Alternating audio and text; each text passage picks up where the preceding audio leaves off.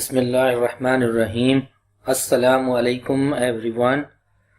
Welcome to another interesting and very informative video lecture for the student of first year Karachi board. Today I am going to explain a topic from chapter number 4 of chemistry syllabus. The name of topic is hybridization. In this lecture we will cover the following features regarding hybridization. Number 1, history or need of hybridization. Okay. Second one, definition of hybridization. How can we define hybridization? And the third or last one, types of hybridization.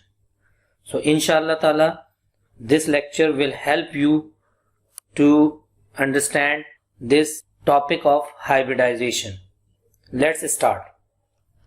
The history of hybridization means need of hybridization, or in another words we can say that the birth of hybridization. Okay. Before going to start the need of hybridization, first we will discuss valence bond theory. Why? Because this valence bond theory says that unpaired electrons of different orbitals overlap each other to make bonds. Actually, this theory shows that how bonds can be made by the electrons. Means unpaired electrons can make a bond.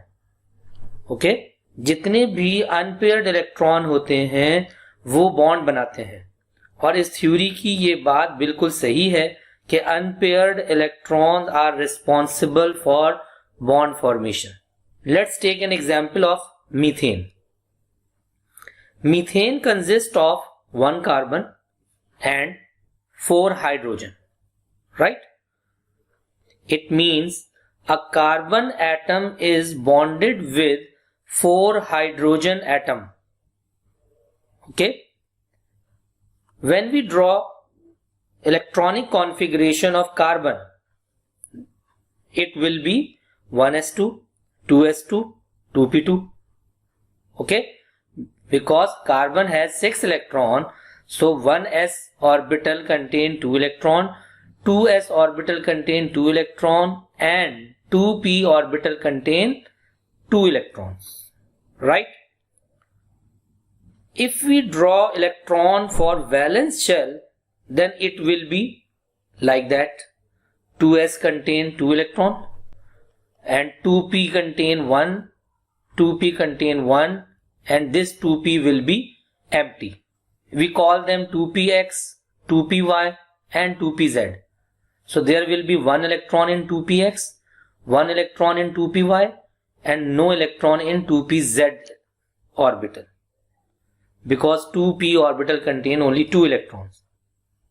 Right अब इस valence shell electrons की configuration में आप ये देखिए कि सिर्फ और सिर्फ 2 अनपेयर्ड इलेक्ट्रॉन्स मौजूद हैं.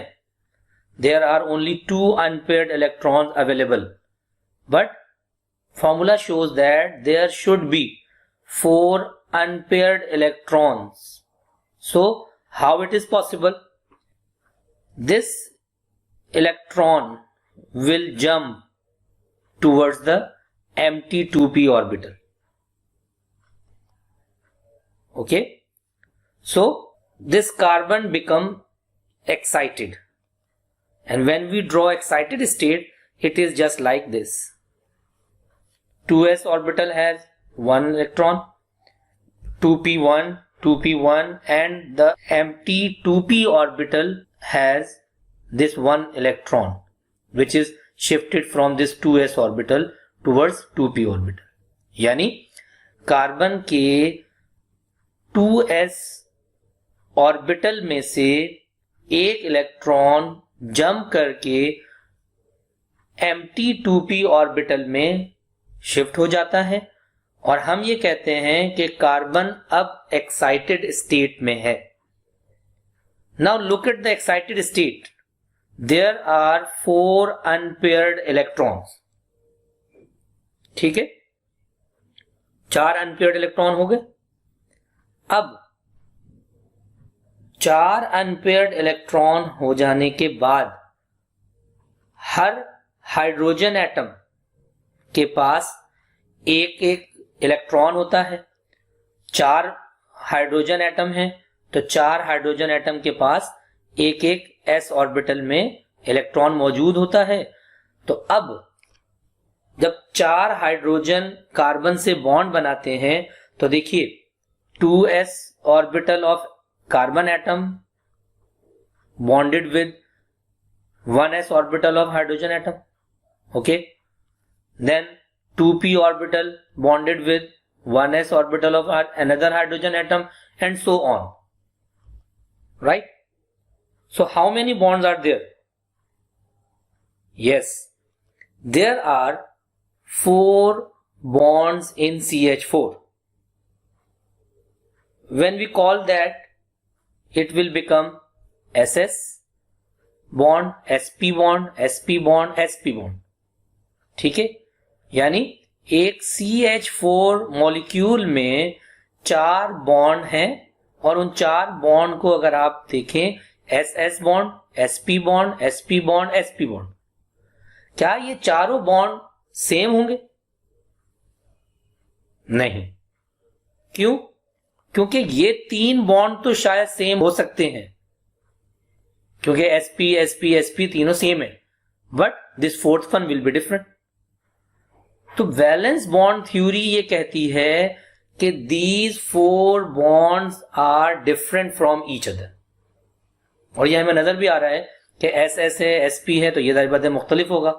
तो वैलेंस बॉन्ड थ्योरी ये कहती थी, according to valence bond theory, these bonds are different from each other, but experimentally it is prove that all bonds in methane were same. जब ये देखा गया एक्सपेरिमेंटली तो पता ये चला कि मीथेन में जो चारों बॉन्ड्स हैं ये सेम है। तो ये वैलेंस बॉन्ड थ्योरी तो यहां पे कुछ और बात कह रही थी। तो फिर एक ऐसे फिनोमेना की जरूरत पड़ी जो इस बात को एक्सप्लेन कर सके कि how bonds in methane were same, यानी वो टॉपिक जिसको हमने पढ़ना है हाइब्रिडाइजेशन का, वो ये कहता है कि ये nearly same orbitals or same orbitals are mixed together and they form exactly same orbitals which are bonded with the hydrogen atom. अब ये जाहिर बात है कि ऐसे देखने में समझ में नहीं आ रहा होगा आपको, तो आगे मैं एक्सप्लेन करूंगा इसको एग्जाम्पल के तौर पर, लेकिन अभी हमने ये देखा कि experimentally it is prove that all bonds in methane were same, but valence bond theory says that these bond are different from each other. So that is the basic reason, that was the cause which leads to the birth of hybridization. यानी यहां से hybridisation के बारे में पढ़ना शुरू किया कि हाइब्रिडाइजेशन क्या है, और उसने फिर एक्सप्लेन किया इस सेम मीथेन के बॉन्ड्स के बारे में। क्लियर? तो ये तो इसकी थोड़ी सी हिस्ट्री थी, बैकग्राउंड था, या बर्थ ऑफ हाइब्रिडाइजेशन को मैंने अभी डिस्कस किया। हालांकि ये पेपर में नहीं पूछते, एग्जाम में नहीं आता कि what was the reason, what was the cause which leads to the birth of hybridization, लेकिन हाइब्रिडाइजेशन के टॉपिक को समझने के लिए हमें पहले ये वैलेंस बॉन्ड थ्योरी का फेलियर पता होना चाहिए कि ये किस जगह जाके फेल हो रही थी, क्योंकि इसी से फिर हमें हाइब्रिडाइजेशन के टॉपिक को समझना आसान होगा। राइट? चलिए आगे बढ़ते हैं, हाइब्रिडाइजेशन की डेफिनेशन के बारे में पढ़ते हैं कि हाइब्रिडाइजेशन को डिफाइन कैसे करते हैं। बहुत इंपॉर्टेंट है डेफिनेशन। देखिए क्या कहता है डेफिनेशन में, the phenomena in which orbitals of same और नियरली सेम, या तो सेम ऑर्बिटल है, जैसे मैंने वहां बताया था आपको 2p 2p 2p orbital same थे, और नियरली सेम, नियरली सेम मतलब 2s या 2p नियरली सेम है। So the orbitals of same और nearly same energy intermix to form new orbitals of exactly same energy and shape is called hybridisation. यानी जो नए orbitals बनेंगे उनकी energy और शेप एग्जैक्टली सेम होगी। Clear? So that is the definition of hybridisation. इसमें और कुछ खास बातें बताई गई कि जो ये ऑर्बिटल्स नए बनेंगे उन्हें क्या कहते हैं? The orbitals form due to hybridization are called hybrid orbitals. यानी हाइब्रिडाइजेशन की वजह से बनने वाले ऑर्बिटल्स को हाइब्राइड ऑर्बिटल्स कहते हैं। क्लियर है? फिर इसमें एक और इंपॉर्टेंट बात बताई गई, नंबर ऑफ हाइब्राइड ऑर्बिटल्स, मतलब जो न्यू ऑर्बिटल्स बने हैं उनकी तादाद, number of hybrid orbitals is always equal to the number of intermixing orbitals. मतलब जो ऑर्बिटल्स आपस में मिक्स कर रहे थे या जो ऑर्बिटल्स आपस में मिक्स हो रहे थे उनकी टोटल तादाद जितनी भी थी, तो नंबर ऑफ न्यू ऑर्बिटल्स जो बनेंगे उनकी भी तादाद उसके बराबर होगी। जैसे मैंने अभी CH4 में पीछे बताया था आपको कि एक 2s ऑर्बिटल था, 3 2p ऑर्बिटल थे। तो अगर एक s और 3 2p ऑर्बिटल मिल जाते हैं तो टोटल कितनी तादाद हो गई? 4। तो जब वो आपस में मिक्स होकर नए ऑर्बिटल बनाएंगे तो उन नए ऑर्बिटल की तादाद कितनी होगी? 4। Is it clear? तो इस पॉइंट का यह मतलब था, number of hybrid orbitals is always equal to the number of intermixing orbitals. Clear है? नेक्स्ट देखें, hybrid orbitals always adopt a geometry. क्या? जो भी हाइब्राइड ऑर्बिटल्स बनते हैं जितनी भी तादाद में, वो एक ज्योमेट्री अडॉप्ट करते हैं। क्यों? Which gives minimum repulsion. यानी वो एक ऐसी ज्योमेट्री अडॉप्ट करते हैं जिससे रिपल्जन उनके दरमियान मिनिमम हो जाए। उससे क्या होगा? टू गेन मोर स्टेबिलिटी, यानी जितना मिनिमम रिपल्जन पर होंगे उतना मोर स्टेबल होंगे। यानी वो जो हाइब्राइड ऑर्बिटल्स बनेंगे they arrange themselves to gain minimum repulsion और टू गेन मोर स्टेबिलिटी। इस तरह हमें डिफरेंट ज्योमेट्रीज मिलेंगी डिफरेंट ऑर्बिटल्स के मिक्स होने के बाद। Is it clear? उम्मीद है डेफिनेशन समझ आ गई होगी कि डेफिनेशन कैसे लिखी जाएगी हाइब्रिडाइजेशन की और उसमें क्या क्या इंपॉर्टेंट पॉइंट्स होंगे। आइए अब डिस्कस करते हैं टाइप्स ऑफ हाइब्रिडाइजेशन। हमारे कराची बोर्ड के सिलेबस में जो टाइप्स हैं सिर्फ वही डिस्कस करेंगे, वरना टाइप्स इनके अलावा भी है। क्लियर? कौन कौन सी टाइप हमने डिस्कस करनी है? Number 1 sp3 hybridisation, number 2 sp2 hybridisation and number 3 sp1 hybridisation. इन तीनों को हम डिटेल में डिस्कस करेंगे, 1 बाय 1 डिस्कस करेंगे with example. Right, let's start sp3 hybridisation.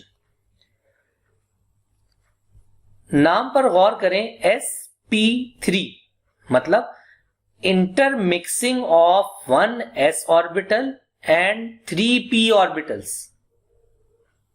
That is why it is named as sp3 hybridization. Right? तो हम कैसे लिख रहे हैं इसके बारे में? हम लिखते हैं when 1s and 3p orbitals intermix together, they form 4 sp3 hybrid orbitals. Then this type of hybridization is known as sp3 hybridization. देखिए यहां लिखा हुआ है 4 sp3 हाइब्राइड ऑर्बिटल। 4 क्यों? क्योंकि देखिए 1s और 3p हमने पढ़ा था जो इंटरमिक्सिंग ऑर्बिटल्स की तादाद है टोटल देखिए कितनी है, एक s है और 3p है, टोटल कितने हो गए? 4। तो जो नए ऑर्बिटल्स बनते हैं जिन्हें हम हाइब्राइड ऑर्बिटल्स कहते हैं उनकी तादाद भी देखिए बराबर है, कितनी? 4। सो व्हेन 1s और 3p orbitals intermix together they form 4 sp3 hybrid orbitals. Clear है? उम्मीद है नाम से इसकी डेफिनेशन पता चल गई होगी कि sp3 हाइब्रिडाइजेशन नाम क्यों रखा गया था। राइट, नेक्स्ट देखिए, कहते हैं कि जब भी sp3 हाइब्राइड ऑर्बिटल्स बनते हैं they make a geometry which is named as tetrahedral. यानी they form a tetrahedral geometry at an angle of 109.28 degree which provide maximum separation means minimum repulsion. हमने पढ़ा था कि हाइब्रिडाइजेशन की वजह से एक पर्टिकुलर ज्योमेट्री अडॉप्ट करते हैं ये हाइब्राइड ऑर्बिटल्स. तो यहां पर जो sp3 हाइब्राइड ऑर्बिटल्स बनते हैं वो हमेशा टेट्राहाइड्रल ज्योमेट्री अडॉप्ट करते हैं जो कि 109.28 बॉन्ड एंगल बना रहे होंगे. क्लियर है? टेट्राहाइड्रल का मतलब होता है 4 साइडेड, 4 साइड वाली, 4 कॉर्नर्स वाली. आप इस तरह से इसे एक्सप्लेन कर सकते हैं. मैं भी आगे ड्रॉ करके दिखाऊंगा आपको टेट्राहाइड्रल ड्रॉ कैसे होगा. क्लियर है? Is that clear? इसकी एग्जाम्पल देखते हैं. एग्जाम्पल में हम मीथेन मॉलिक्यूल को कंसीडर करते हैं. ये मीथेन मॉलिक्यूल देखिए, मैंने वहां पर आपको पीछे बताया था हिस्ट्री में कि वैलेंस बॉन्ड थ्योरी ने भी मीथेन मॉलिक्यूल का स्ट्रक्चर ड्रॉ करके दिखाया था. तो अब हम देखते हैं कि हाइब्रिडाइजेशन में कैसे मीथेन मॉलिक्यूल का स्ट्रक्चर ड्रॉ होगा और वहां वाली बात कैसे प्रूव हो जाएगी कि चारों बॉन्ड सेम है. देखिए, हमने क्या करा, कार्बन की इलेक्ट्रॉनिक कॉन्फ़िगरेशन लिखी. आप जानते हैं 1s2 2s2 2p2. फिर आपको पता है कि हमने जब इसकी वैलेंस शेल इलेक्ट्रॉनिक कॉन्फ़िगरेशन के तौर पर लिखकर दिखाया इनके इलेक्ट्रॉन्स को, तो वो इस तरह से तादाद बन गई. 2 यहां पर अनपेयर्ड इलेक्ट्रॉन है, वही एक्साइटेड स्टेट आएगी, यानी कि ये इलेक्ट्रॉन जंप करके इस 2p वैकेंट 2p ऑर्बिटल में चला जाएगा.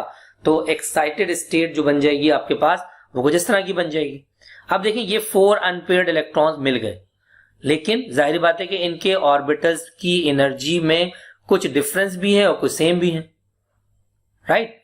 अब हाइब्रिडाइजेशन क्या कहती है? हाइब्रिडाइजेशन ये कहती है कि ये चारों ऑर्बिटल्स जो थे, क्योंकि 4 बॉन्ड बनना है मीथेन में, कार्बन ने 4 बॉन्ड बनाना है, तो ये चारों ऑर्बिटल्स जो हैं they intermix with each other and form 4 hybrid orbitals.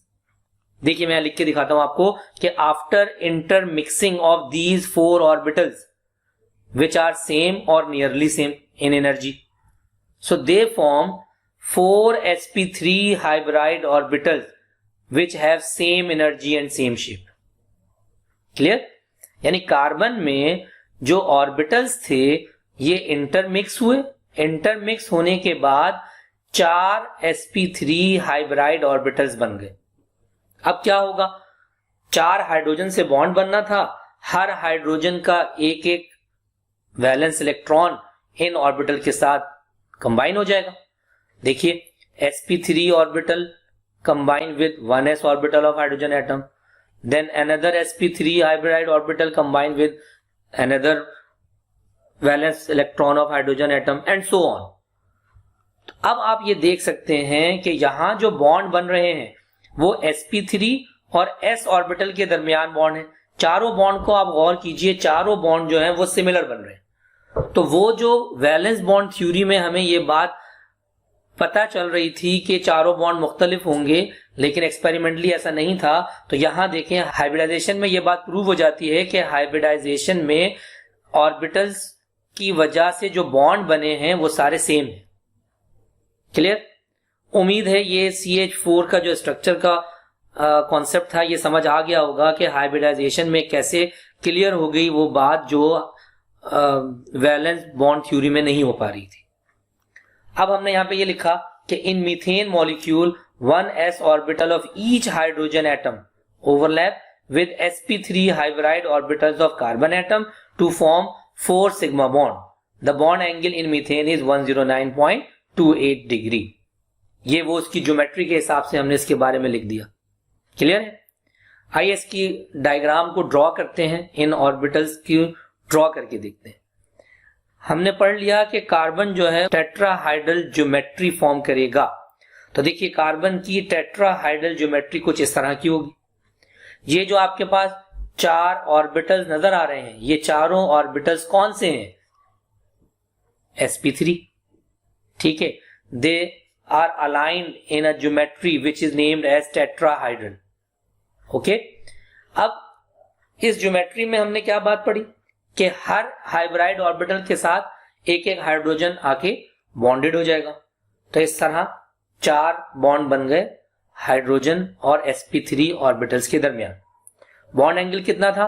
109.28 degree. इस तरह मीथेन का जो मॉलिक्यूल है उसकी ज्योमेट्री, उसकी शेप कुछ इस तरह की होगी।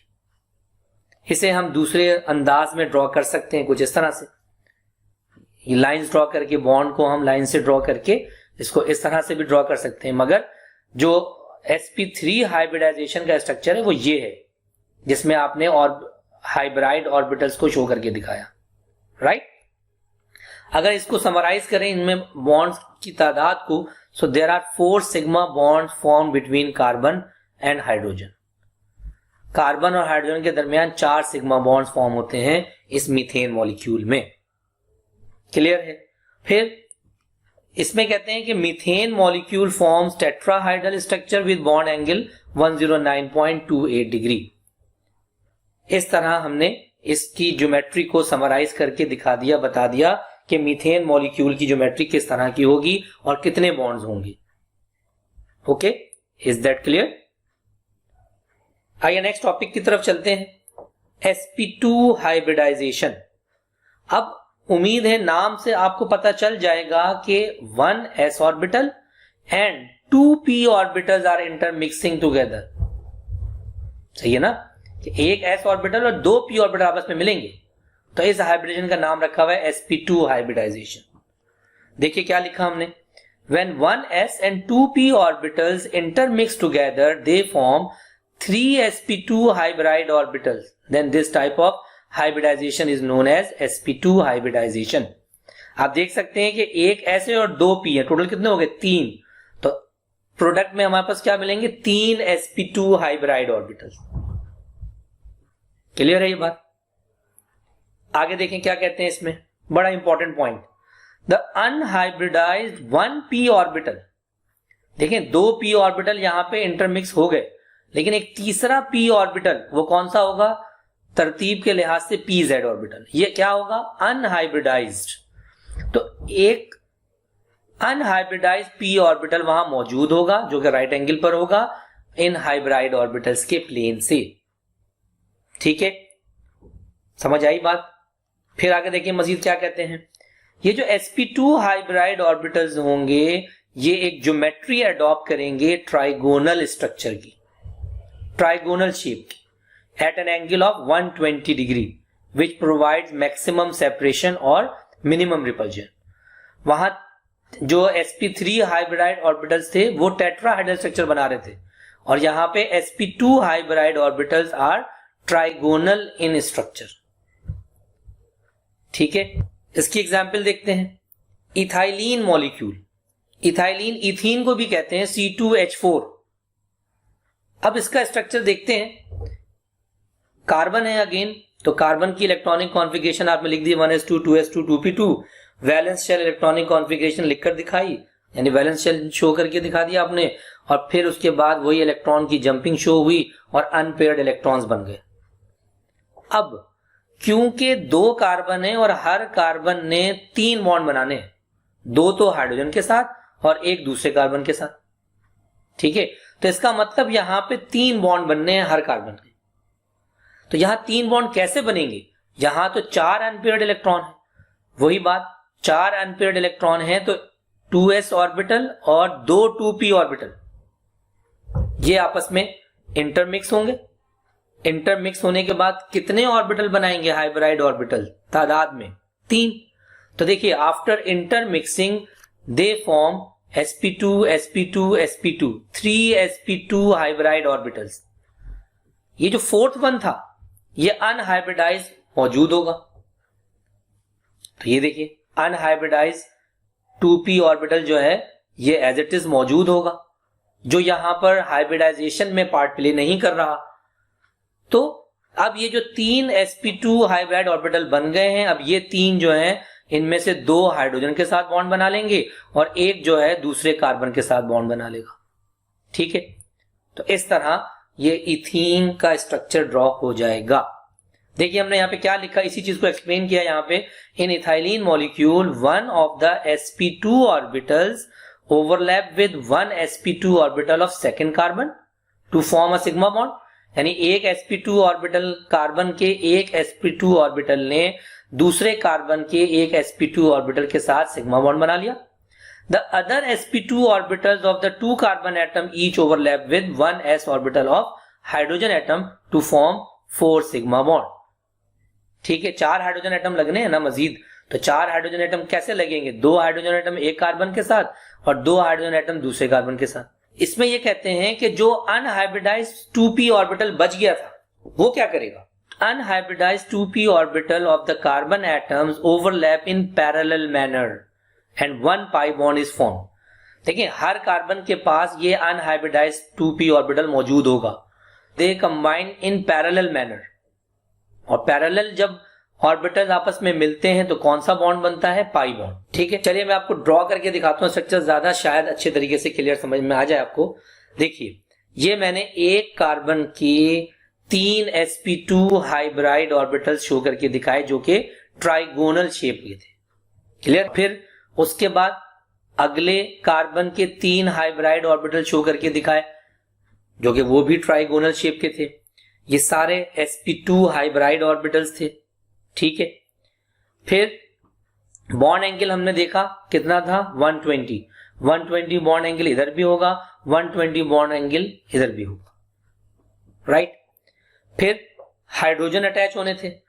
हर एक sp2 हाइब्राइड ऑर्बिटल जो यहां पर आपको फ्री नजर आ रहा है, इसके पास एक एक हाइड्रोजन एटम आकर कोवेलेंटली बॉन्डेड हो जाएगा. राइट. इस तरह C2H4 तो बन गया, लेकिन यहां हमने देखा कि sp2 और sp2 जो ये वाले ऑर्बिटल थे, इन्होंने आपस में सिग्मा बॉन्ड बना लिया. अब आप जानते हैं कि हर कार्बन एटम के पास एक अनहाइब्रिडाइज्ड p ऑर्बिटल मौजूद है. वो अनहाइब्रिडाइज्ड p ऑर्बिटल क्या करेगा? आपस में पैरेलल मैनर में कंबाइन होगा, और पैरेलल मैनर में कंबाइन होने के बाद क्या बना लेगा? आपस में पाई बॉन्ड. तो इस तरह यहां कार्बन कार्बन के दरमियान एक सिग्मा बॉन्ड होगा और एक पाई बॉन्ड भी होगा. क्लियर है? तो ये स्ट्रक्चर जो है वो ये बताता है there is 1 pi bond and 1 sigma bond form between carbon carbon. Is it clear? और हम इस इथाइलिन मॉलिक्यूल को इस तरह भी ड्रॉ करके दिखा सकते हैं. ये देखिए, कार्बन कार्बन के दरमियान ये डबल बॉन्ड शो हुआ है. डबल बॉन्ड क्यों है? क्योंकि एक सिग्मा बॉन्ड है और एक पाई बॉन्ड है. बाकी ये सारे सिग्मा बॉन्ड आपको कार्बन हाइड्रोजन के दरमियान नजर आ रहे हैं. तो जब हम ये कहते हैं कि इथाइलिन मॉलिक्यूल का स्ट्रक्चर कैसा होगा, तो इथाइलिन मॉलिक्यूल की जो ज्योमेट्री है वो ट्राइगोनल है with bond angle of 120 degree. Clear? आइए अगले टॉपिक की तरफ चलते हैं. हमारा आज का आखिरी टॉपिक है sp1 हाइब्रिडाइजेशन. उम्मीद है नाम से आपको इसकी मीनिंग पता चल गए sp1 हाइब्रिडाइजेशन का क्या मतलब है. sp1 हाइब्रिडाइजेशन ये कहती है when 1s and 1p यानी एक s और एक p orbital intermix together they form 2 sp1 hybrid orbital, then this type of hybridization is known as sp1 hybridization. Is it clear? अब जाहिर बात है कि एक s है और एक p ऑर्बिटल मिक्स हुआ है, बाकी क्या होगा? देखिए, the unhybridised 2p orbitals, 2 unhybridised p orbitals मौजूद हैं जो कि राइट एंगल होंगे इन प्लेन ऑफ हाइब्राइड ऑर्बिटल्स के. यानी ये क्या है? ये अनहाइब्रिडाइज्ड हैं. तो अनहाइब्रिडाइज्ड p ऑर्बिटल का रोल आपने पिछले स्लाइड में देख लिया, पिछले टॉपिक में देख लिया sp2 हाइब्रिडाइजेशन में, कि वो क्या करते थे? वो आपस में मिलकर पाई बॉन्ड बना लिया करते थे. तो देखिए क्या होगा, आगे हम बढ़ते हैं इसके बारे में डिटेल आगे, कि ये जो sp1 हाइब्रिडाइड ऑर्बिटल्स बनेंगे इनकी ज्योमेट्री क्या होगी? लीनियर, कोलीनियर कहते हैं या लीनियर भी कह सकते हैं, at an angle of 180 degree which provide maximum separation और मिनिमम रिपल. ठीक है, ये बात समझ आती है यहां पे. अब एग्जाम्पल देखते हैं इसकी. एग्जाम्पल है इथाइन मॉलिक्यूल C2H2. अब आप देखें C2H2 2 कार्बन है, हर कार्बन जो है वो 2 बॉन्ड बना रहा होगा, एक हाइड्रोजन के साथ और एक दूसरे कार्बन के साथ. देखिए इसके स्ट्रक्चर को समझाने की कोशिश करता हूं. कहते हैं वही कार्बन है, इलेक्ट्रॉनिक कॉन्फ़िगरेशन लिख दी, वैलेंस शेल कॉन्फ़िगरेशन लिख दी, इलेक्ट्रॉन की ट्रांजिशन शो करके दिखा दी और आपके पास एक्साइटेड स्टेट कुछ इस तरह की बन गई। अब क्योंकि हर कार्बन ने 2 बॉन्ड बनाने बस, तो 2s और 2p जो ऑर्बिटल हैं ये आपस में इंटरमिक्स हो जाएंगे और इंटरमिक्स हो जाने के बाद 2sp1 हाइब्राइड ऑर्बिटल बना लेंगे। देखिए मैंने लिखा after intermixing there will be 2sp1 hybrid orbitals, right. बाकी ये 2p रह गए, तो ये 2p क्या कहला रहे हैं? Unhybridised orbitals. क्लियर है? अब हम जब इसको समराइज करते हैं इथाइन मॉलिक्यूल के लिए, तो हमें क्या मिलता है कि in ethyne molecule one of the sp orbitals overlap with 1 sp orbital of second carbon to form sigma bond, यानी एक कार्बन का sp ऑर्बिटल दूसरे कार्बन के sp ऑर्बिटल से मिलकर सिग्मा बॉन्ड बनाता है, while the 2 remaining sp orbital form sigma bond with hydrogen atom. अब हर कार्बन का एक एक sp ऑर्बिटल खाली था, वो हाइड्रोजन के साथ बॉन्ड बना लेता है, सिग्मा बॉन्ड। ठीक है। The unhybridized p orbitals overlap in parallel manner and 2 pi bonds are obtained। जाहिर बात है कि हर कार्बन के पास 2 अनहाइब्रिडाइज्ड p ऑर्बिटल्स थे, तो वो दोनों जो है आपस में पैरेलल ओवरलैपिंग करने के बाद 2 पाई बॉन्ड्स बना लेंगे। ठीक है, आइए मैं आपको उसको ज्योमेट्रिकली शो करके दिखाता हूं। ये एक कार्बन है जिसके 2 sp हाइब्राइड ऑर्बिटल्स बने। ठीक है, ये दूसरा कार्बन है, उसके भी ये 2 sp हाइब्राइड ऑर्बिटल्स बने। ठीक है, यहां कार्बन कार्बन आपस में मिल गया, एक सिग्मा बॉन्ड बन जाएगा। अब ये एक sp1 हाइब्राइड ऑर्बिटल खाली बचा हुआ है, ये दूसरा sp1 हाइब्राइड ऑर्बिटल खाली बचा हुआ है, तो क्या होगा? इन दोनों खाली हाइब्राइड ऑर्बिटल्स के साथ हाइड्रोजन जो है वो बॉन्ड बनाएंगे और बाद में यहां पर क्या बनेगा? Bond angle 180 degree. ये जो कार्बन कार्बन के दरमियान sp1 हाइब्राइड ऑर्बिटल ने बॉन्डिंग की, आपने देखा कि बॉन्ड एंगल कितना बन रहा है? 180 डिग्री। ये बॉन्ड एंगल मैं यहां पे शो करके दिखाऊं तो ज्यादा बेहतर है कि यहां पे जो बॉन्ड एंगल बन रहा था वो 180 डिग्री का बन रहा है, लेकिन ज्योमेट्री देखें, ज्योमेट्री लीनियर है, तो हम कह सकते हैं कि 180 डिग्री बॉन्ड एंगल बनेगा। फिर इन sp1 हाइब्राइड ऑर्बिटल के साथ एक हाइड्रोजन एटम बॉन्डेड हो गया कोवेलेंटली, यहां पर दूसरा हाइड्रोजन एटम कोवेलेंटली बॉन्डेड हो गया। ठीक है, अब देखिए ये कौन से ऑर्बिटल हैं? ये इस कार्बन का py ऑर्बिटल, ये इस कार्बन का py ऑर्बिटल जो कि अनहाइब्रिडाइज था, ये आपस में फॉर्म होकर पाई बॉन्ड बना लेते हैं। और फिर ये दूसरा ऑर्बिटल, ये कौन सा है? ये pz orbital, unhybridised pz orbital इस कार्बन का, ये अनहाइब्रिडाइज pz ऑर्बिटल दूसरे कार्बन का, ये भी आपस में मिलकर क्या बना लेते हैं? दूसरा पाई बॉन्ड। इस तरह 2 पाई बॉन्ड और एक सिग्मा बॉन्ड कार्बन कार्बन के दरमियान हमें मिल जाता है। तो हम ये कहते हैं कि इथाइन मॉलिक्यूल की जो ज्योमेट्री है वो लीनियर ज्योमेट्री है with bond angle 180 degree. Is that clear? हम ये समराइज करते हैं इसकी ज्योमेट्री को, तो ये पता चलता है there are 2 pi bond and 1 sigma bond form between carbon carbon. ये आपको शो भी हो रहा है यहां डायग्राम में, 2 पाई बॉन्ड और 1 सिग्मा बॉन्ड।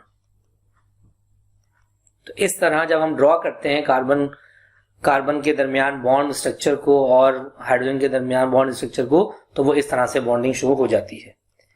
स्ट्रक्चर के बारे में बता दिया, ethyne molecule form linear structure with bond angle 180 degree. ठीक है, उम्मीद है आपको ये लेक्चर समझ आया होगा। इंशाल्लाह नेक्स्ट लेक्चर में आपके सामने अगले टॉपिक को एक्सप्लेन करूंगा। Keep watching my videos. Allah Hafiz.